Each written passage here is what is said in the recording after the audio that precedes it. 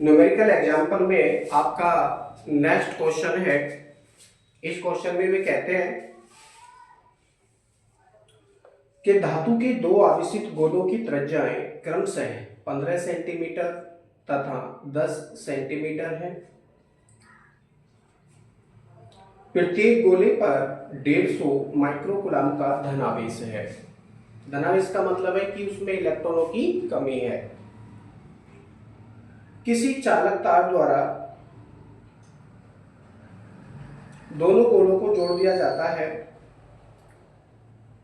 तो पूछते हैं जोड़ने के पश्चात गोले का उभयनिष्ठ विभव तथा प्रत्येक गोले पर आवेश की मात्रा।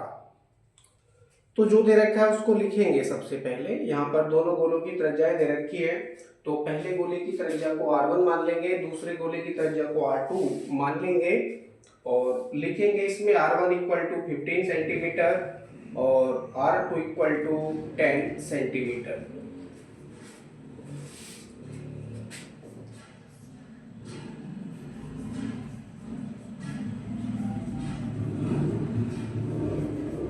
इसको मीटर में बना लेंगे, हो जाएगा 15 इंटू 10 की पावर माइनस के 2 मीटर।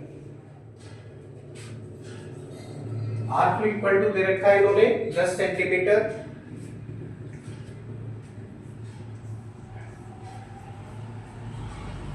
इसको भी हम मीटर में बना लेंगे, हो जाएगा 10 इंटू 10 की पावर माइनस के 2। आगे दे रखा है दोनों गोलों पर आवेश की मात्रा 150 माइक्रोकूलम है। तो इसको लिखेंगे Q1 equal to Q2 equal to 150 microcoulomb. इसको कूलम में चेंज करेंगे, हो जाएगा 150 गुणा 10 की पावर माइनस की 6 कूलम। वो आगे कहते हैं किसी चालक तार द्वारा दोनों गोलों को जोड़ दिया जाता है, तो जोड़ने के पश्चात गोलों का उभयनिष्ठ विभव ज्ञात कीजिए। क्योंकि जोड़ने के पश्चात क्या होगा, जिस गोले पर विभव अधिक होगा उस गोले से कम वाले विभव की तरफ, कम विभव वाले गोले पर विभव ट्रांसफर होना शुरू हो जाएगा और ये तब तक जाएगा जब तक कि दोनों गोलों पर विभव बराबर नहीं हो जाता। इसे कहते हैं उभयनिष्ठ विभव। क्षण भर के लिए ही सही, अगर तार द्वारा जोड़ेंगे तो दोनों गोलों पर विभव की मात्रा बराबर हो जाती है। तो सबसे पहले ज्ञात करेंगे पहले गोले की धारिता।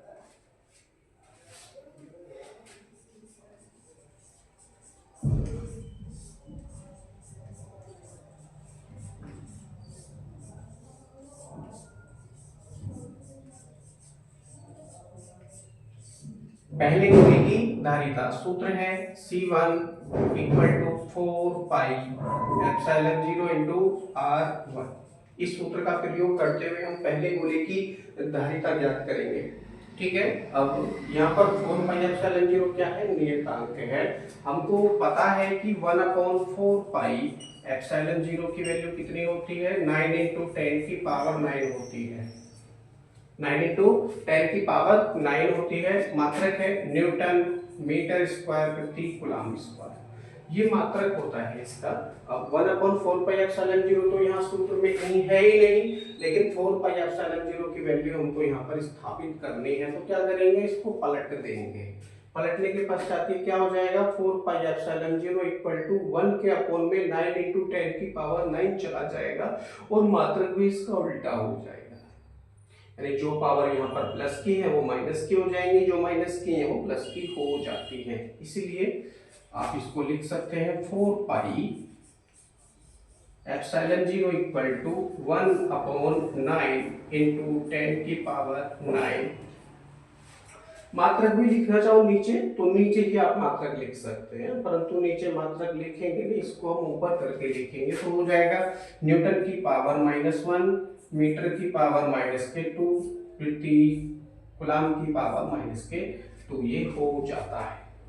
ठीक है, तो इसके स्थान पर हम क्या प्रयोग करेंगे, 1/9 इंटू 10 की पावर 9 यहाँ पर हम प्रयोग करेंगे। तो ये हो जाएगा C1 इक्वल टू 1/9 इंटू 10 की पावर 9 इंटू R1 की वैल्यू कितनी है 15 इंटू 10 की पावर माइनस के 2 है, तो लिखेंगे 15 इंटू 10 की पावर माइनस के 2। अब देखिए यहाँ पर हम 3 से इसको डिवाइड कर सकते हैं, 3 3 9 3 5 15, लेकिन करेंगे नहीं, लेकिन हम इसको डिवाइड करेंगे नहीं, इसको हम ऐसे ही रहने देते हैं।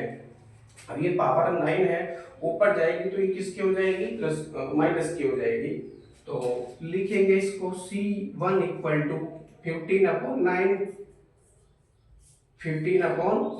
इंटू 10 की पावर कितना हो जाएगा माइनस का 11 हो जाएगा, मात्रक है फैराड, यानी पहले गोले की धारिता इतनी हो जाती है।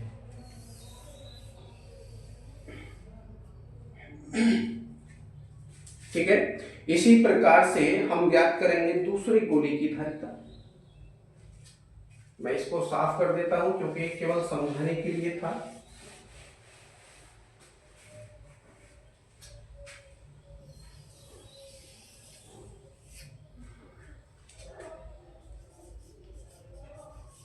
लिखेंगे इसी प्रकार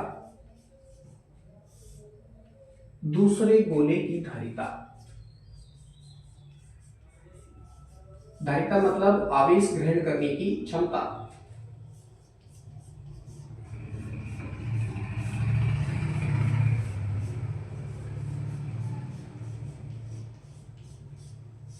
दूसरे गोले की धारिता सूत्र सेम है, हम सेम प्रयोग करेंगे, हो जाएगा C2 इक्वल टू 4πε0 R1 के स्थान पर R2।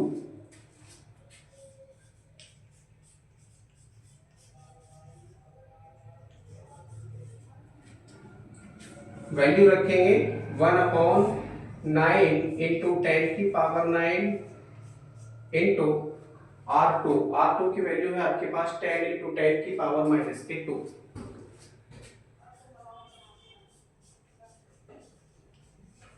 ये हो जाएगा 10/9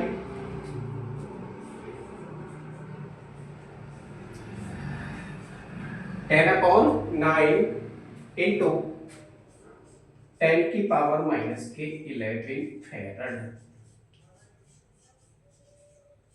दूसरी गोले की धारिता हमारे पास आ चुकी है। दोनों गोलों पर आवेश की मात्रा दे रखी है, उन्हें कितनी है 150 माइक्रोकूलम है। तो उभयनिष्ठ विभव का हम सूत्र यहाँ पर प्रयोग कर लेंगे। उभयनिष्ठ विभव का सूत्र हो जाएगा V equal to Q1 plus Q2 upon C1 plus C2। जोड़ने पर उभयनिष्ठ विभव लिखेंगे, जोड़ने के पश्चात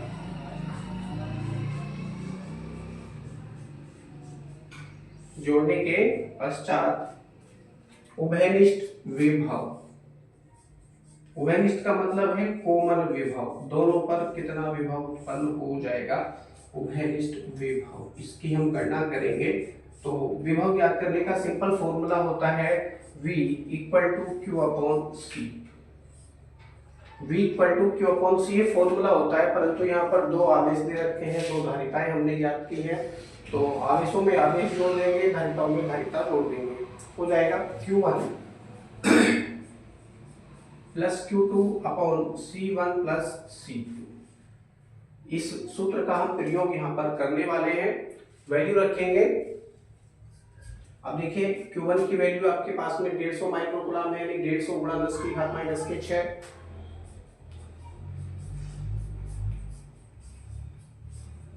प्लस फिर से यही 150 गुणा 10 की पावर माइनस की 6 पूरे के बटे C1 प्लस C2। C1 की वैल्यू है 15/9 गुणा 10 की घात माइनस 11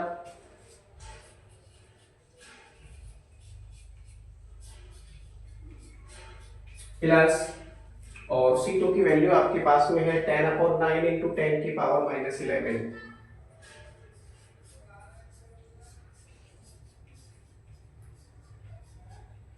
इस सूत्र का हम प्रयोग करके कैलकुलेशन करने के पश्चात इनका उभयनिष्ठ विभव ज्ञात कर सकते हैं। आप देख लीजिए कैमरा, क्या आपको पूरा बोर्ड दिख रहा है? चलिए पूरा बोर्ड आपको दिख रहा है, सही है।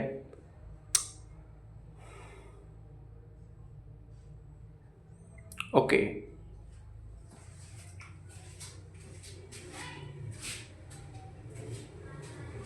हमको स्पेस चाहिए, तो स्पेस के लिए हम ये वाले साइड को साफ कर देते हैं।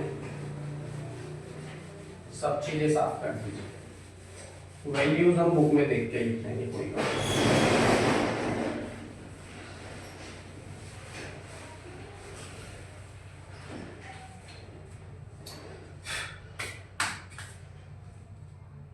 इसको हम कैलकुलेट करेंगे इक्वल टू, देखिए 150 गुणा 10 की घात माइनस 6 प्लस 150 गुणा 10 की घात माइनस 6 कितना हो जाएगा? 150 300 गुणा 10 की घात माइनस की 6 हो जाएगा।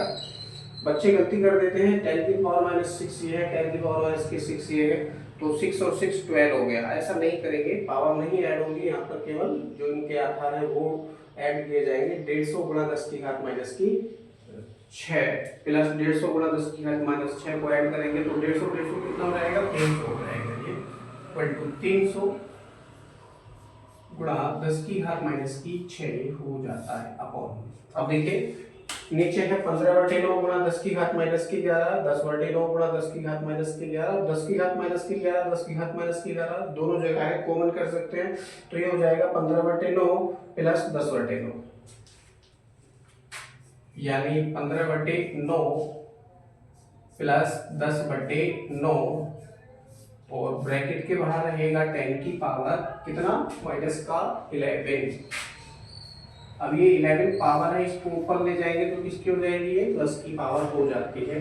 इसको ऊपर ले जाइए, हो जाएगा 300 गुणा 10 की घात माइनस की 6 गुणा 10 की पावर 11 पूरे के बटे। अब देखिए 9 है, एलसीएम लेके इसको हम ऐड करेंगे तो 9 इसका एलसीएम आ जाएगा, ऊपर आ जाएगा 15 प्लस 10, 15 प्लस 10 अपॉन 9। अब ये वाला जो 9 है ये कहाँ पहुंचेगा? ऊपर मल्टीप्लाई में, ऊपर मल्टीप्लाई में ये 9 पहुंच जाएगा, और ये हो जाएगा 9 27, 9 27, तो ये हो जाएगा गुणा में पावर कितनी हो जाएंगी? अब देखिए 11 में से 6 निकालेंगे तो 5 पावर बचेंगे प्लस की, यहाँ पर 10 की पावर 5 पूरे के बटे, और ये 15 और 10 कितना हो जाएगा? 25 हो जाएगा। कुछ इस तरह से ये वैल्यू हो जाती है। अब इसको 5 से डिवाइड कर सकते हैं, 5 पंजे 25, इसको काटेंगे तो कितनी बार कटेगा? 27 दूनी 54, यानी 54 बार ये कटेगा, और ये जीरो आप लगा सकते हैं। 540 ये हो जाएगा।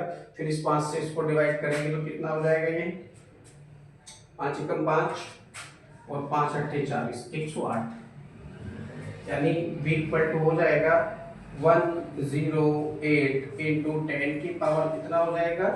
5। या करके आप यहाँ पर पॉइंट लगाएंगे तो दो पावर और जुड़ हो जाएंगी, ये हो जाएगा 10.8 इंटू 10 की पावर 6 वोल्ट। या करके आप लिखिए v इक्वल टू 10.8 इंटू 10 की पावर 6 वोल्ट, यानी उन दोनों गोलों को तार द्वारा जोड़ने पर दोनों गोलों पर उभयनिष्ठ विभव v इक्वल टू 10.8 इंटू 10 की पावर 6 वोल्ट हो जाता है, जो कि अपने आप में बहुत ही हाई वोल्ट है। ये पहला आंसर आपको प्राप्त हो चुका है। अब इसमें आगे पूछते हैं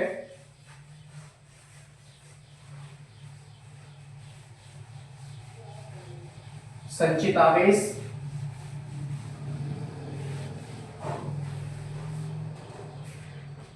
संचित आवेश। अब देखिए दोनों गोलों पर इतना विभव उत्पन्न हो जाएगा, परंतु आवेश उनकी धारिताओं के अनुपात में ऐड होगा, यानी जितनी जिसकी धारिता होगी उसी अनुपात में वह गोला आवेश को संचित कर सकता है। या फिर ये कहना ज्यादा उचित होगा, जिस गोले की त्रिज्या ज्यादा होगी वह गोला अधिक आवेश को संचित कर लेगा।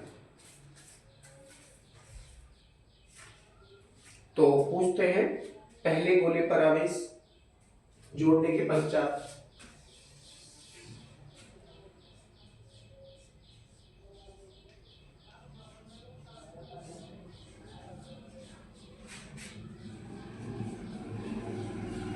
जोड़ने के पश्चात पहले गोले पर आवेश।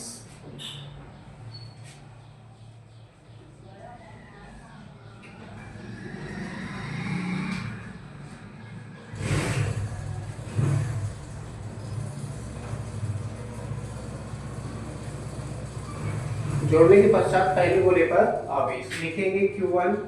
अब देखिए जोड़ने के पश्चात आप याद कर रहे हैं, पहले गोले पर आवेश की मात्रा आप याद कर रहे हैं, तो इस Q1 को लिखेंगे Q1 डैश इक्वल टू, सूत्र है C1V। अब V आपने यहाँ पर क्यों प्रयोग किया? V क्योंकि उभयनिष्ठ विभव का आप यहाँ पर प्रयोग करेंगे। क्षण भर के लिए तार द्वारा उनको जोड़ दिया जाता है, जिसके कारण उत्पन्न उभयनिष्ठ विभव 10.8 × 10⁶ वोल्ट उत्पन्न हो जाता है। तो यही विभव का हम यहाँ पर प्रयोग करेंगे। ठीक है, तो आवेश की मात्रा दोनों गोलों पर बिल्कुल बराबर हो जाएगी, परंतु संचित आवेश दोनों गोलों पर अलग अलग रहेगा। तो Q1 dash equal to C1 की वैल्यू कितनी थी? 15/9 गुणा 10⁻11।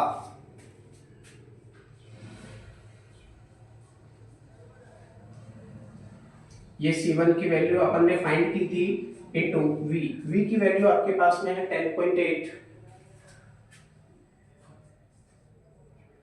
10.8 या फिर इसको 108 ही आप लिखिए, ज्यादा बेहतर रहेगा।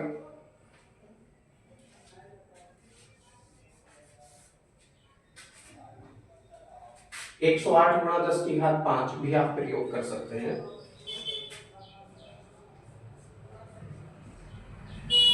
अब देखिए क्या कटेगा, यहाँ से 9 से इस 108 को काट सकते हैं, 12 बार कटेगा, क्योंकि 12 नंबर कितने होते हैं? 108 होते हैं। अब ये 12 है और ये 15 है, गुणा करेंगे तो 12 पंजे 60 और 60 का कितना हो जाएगा? 180 हो जाएगा।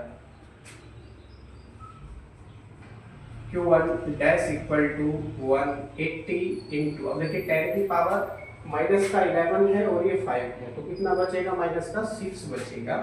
10 की पावर माइनस का 6 कूलम। ये वैल्यू आ जाती है 180 गुणा 10⁻⁻6 कूलम। या फिर इसको माइक्रो में इन्होंने चेंज किया है, माइक्रो में आप इसको चेंज कर सकते हैं, या करके आप एक और लाइन लिखिए Q1 dash equal to 180 micro coulomb. 180 micro coulomb ये हो जाता है। यानी पहले गोले पर जोड़ने के पश्चात 180 माइक्रोकूलम का आवेश ही संचित होगा, जो कि बहुत ही कम वैल्यू है। 180 बहुत ही अल्प आवेश है, 180 गुणा 10⁻⁻6 है, तो ये माइक्रो में है, बहुत ही अल्प आवेश है, कम आवेश है। अब इसी प्रकार से दूसरे गोले पर आवेश आप याद करेंगे।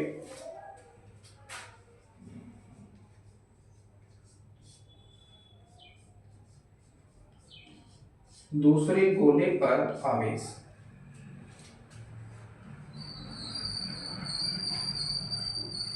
सूत्र सेम है। यहाँ Q1 डैश के स्थान पर Q2 डैश हो जाएगा और वैल्यू सब सेम है। C1V के स्थान पर C2V हो जाएगा। डायरेक्टली मैं वैल्यू रख रहा हूँ, C2 की वैल्यू है 10/9 गुणा 10⁻⁻11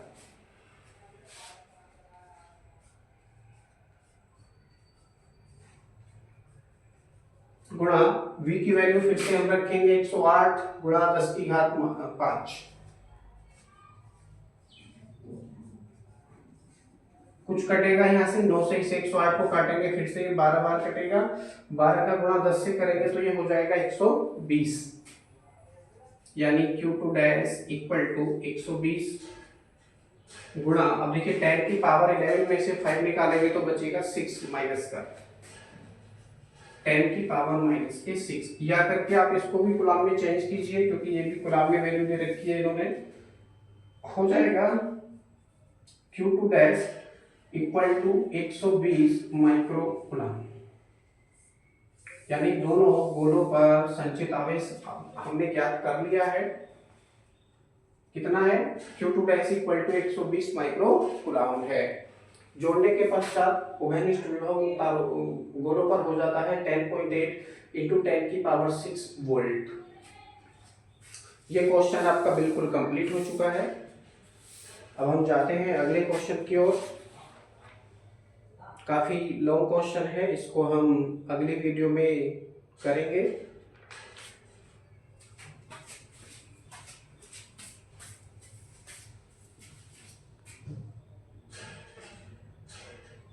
ओके।